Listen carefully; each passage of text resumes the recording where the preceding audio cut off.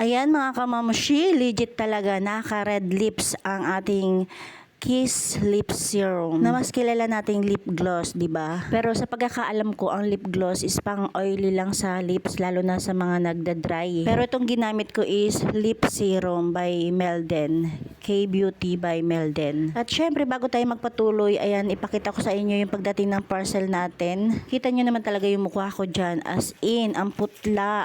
Yung lips ko pala, yung medyo maputla, tapos medyo ano na siya, may itim-itim konti. Nagbo-voice over na lang kasi talaga ako dyan kasi habang nag-unwrap ako is may mga tao dyan akong kasama, ang ingay nila, kaya ayan, video lang. Tapos ito nga, plano ko is mag voice over na lang. At syempre habang binubuksan ko yan, mga nakatingin din sila, nag-aabang. At ito na nga bubuksan natin, talagang sealed na sealed pa siya. At ang una kong tiningnan is yung pangalan. Kailangan daw kasi is ano talaga siya, parang naka-print, hindi sticker. Kasi kapag sticker daw, tapos kulay red is fake.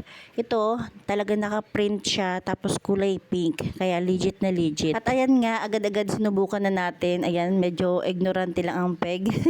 Medyo may mali lang ako dyan. Doon sa bandang itaas ng lips ko, kinukuskus ko. Hindi naman pala nakasuhi. Dapat nakasuhi rin para kahit papano is nalalagyan ng serum. Kaya kung todo kuskus tuloy ako dyan. Pero ganun pa man, tingnan nyo naman talaga, ang laki ng pagkakaiba kanina, tapos ngayong nakapag-apply na ako. O diba, naka-lipstick ka na, naka-lip gloss ka pa.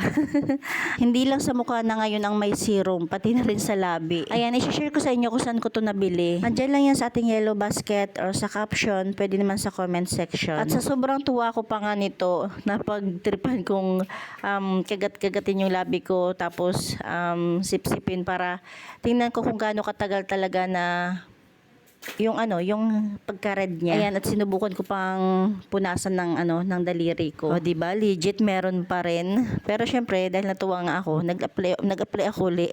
Kaya ayan, check out na kayo. Ito, legit na legit siya, di ba? Hindi siya sticker, talaga naka-print siya sa bottle.